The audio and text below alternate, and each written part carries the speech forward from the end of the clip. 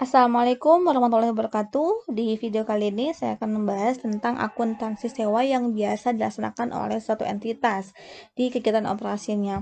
Nah, di bab ini itu ada 3 tujuan pembahasan, tujuan pembelajaran terkait dengan akuntansi sewa.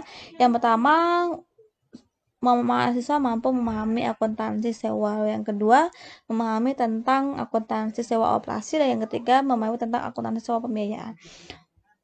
Masuk ke pembahasan yang pertama, kenapa sih kita harus melakukan sewa? Di sini ada akan dijelaskan kelebihan-kelebihan yang ditimbulkan dengan kita melaksanakan sewa. Yang pertama, aset tetap selain dibeli dapat disewa dari pihak lain.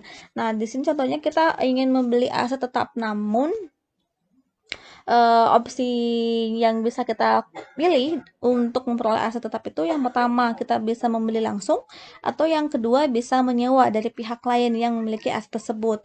Contohnya di sini Ekuitas, diasumsikan bahwa Ekuitas belum memiliki mesin fotokopi yang digunakan untuk memperbanyak soal ujian, baik itu UTS atau UAS, atau juga bisa memenuhi kebutuhan kantornya.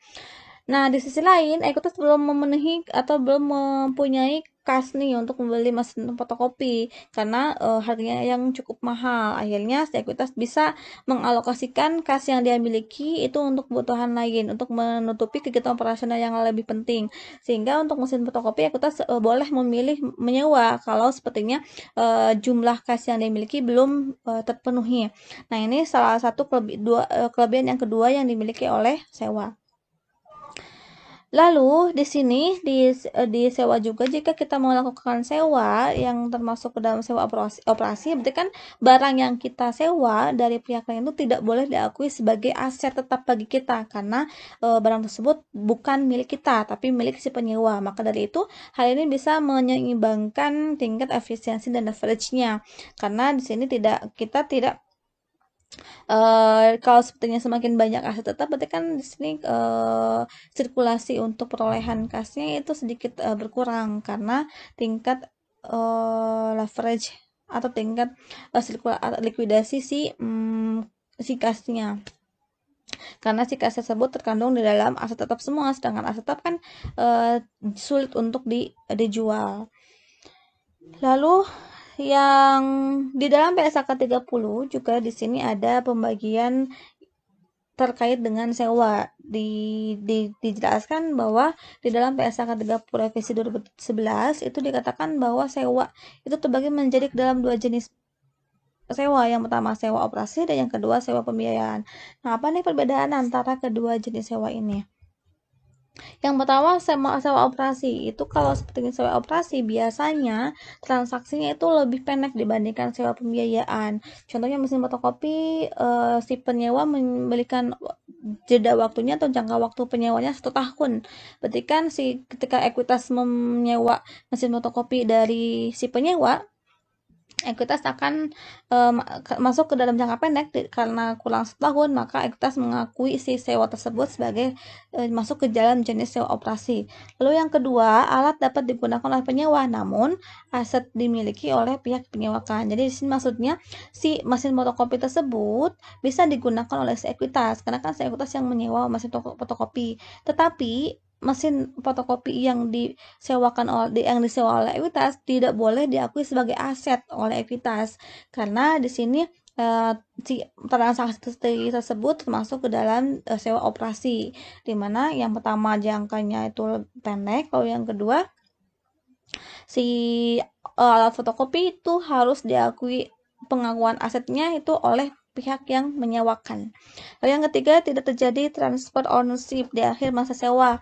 Nah, di sini contohnya, berarti kan di sini kalau karena termasuk ke sewa operasi, maka si mesin fotokopi tidak bisa dialihkan kepemilikannya. Jadi bisa nih barang yang kita sewa, lalu kita bisa miliki dengan membeli si barang tersebut. Tapi kalau jenis sewanya itu termasuk ke dalam jenis sewa operasi, maka mesin fotokopi yang disewa oleh si Ekuitas tidak bisa diakui oleh Ekuitas sebagai aset di akhir masa sewanya. Contohnya kalau sepertinya mesin fotokopi karena jangka waktunya 1 tahunnya ada 12 bulan, maka di akhir bulan ke-12 itu si Ekuitas tidak bisa memindahkan mesin fotokopi sebagai aset tetap. Lalu yang keempat, pemeliharaan alat biasanya dilaksanakan oleh yang menyewakan. Contohnya kan kalau sepertinya ini kan lebih simpel bagi kita, bagi yang ingin menyewakan, karena kita tidak perlu mengeluarkan uang untuk membeli aset dan kita juga tidak perlu mengeluarkan uang untuk biaya pemeliharaan barang tersebut. Kita hanya mengeluarkan uang untuk biaya sewa saja. Nah, dengan demikian semua biaya yang dikeluarkan untuk mendukung beroperasinya si mesin fotokopi itu semuanya ditanggung oleh si pihak yang menyewakan, berarti bukan ekuitasnya. Itu kan keuntungannya bagi ekuitasnya. Lalu yang terakhir, penyajian dalam laporan keuangan. Karena tadi dikatakan bahwa si aset tetap yang disewa oleh ekuitas karena masuk ke dalam jenis sewa operasi, maka si transaksi yang berhubungan dengan tersebut itu kan hanya mengeluarkan biaya sewa saja. Maka di sini pengakuan bebannya itu hanya untuk biaya sewa, di mana untuk biaya sewa tersebut akan dilaporkan ke dalam laporan laba rugi komprehensif, sehingga di laporan posisi keuangannya tidak perlu adanya penambahan aset tetap atau tidak perlu dilaksanakan penambahan hutang dan tidak perlu diakui ada beban depresiasi karena kita kan tidak memiliki si mesin fotokopi. Nah, itu jika dilihat dari keuntungan si sewa operasinya, di sini ada penjelasan bahwa untuk aset yang cepat sekali berubah, teknologinya akan tepat karena investasi lebih murah. Contohnya seperti apa? Kayak tadi kan mesin fotokopi. Kan ada mesin fotokopi yang kayak yang apa namanya bisa di-scan, atau mesin fotokopi yang bisa mencetak atau hasil fotokopinya itu tidak hitam putih tapi berwarna, kan ada juga ya. Terus ada juga mesin fotokopi yang bisa mencetak dalam ukuran yang lebih besar dibandingkan yang biasanya. Itu kan mesin fotokopi karena termasuk ke dalam jenis teknologi, kan perkembangannya cukup pesat, sehingga kalau sepertinya kita ingin menyewa itu menjadi keputusan yang lebih tepat bagi kita. Atau contoh lain, kita menyewa handphone atau menyewa laptop, itu kan handphone cepat banget ya ininya perubahan inovasi dari sisi produsennya, sehingga dalam satu handphone itu semua transaksi yang dilakukan di laptop atau komputer bisa dilakukan di handphone. Maka kalau kita ingin membeli handphone yang bisa menyelesaikan semua transaksi di laptop tapi harganya mahal, udah aja kita menyewa si handphone tersebut kayak gitu. Lalu yang selanjutnya tadi kan tidak disediakan dalam laporan posisi keuangan karena tadi si ekuitas tidak mengakui mesin fotokopi sebagai aset, maka tidak perlu disediakan dalam laporan posisi keuangan. Nah, dengan demikian berarti kan bagi ekuitas itu menjadi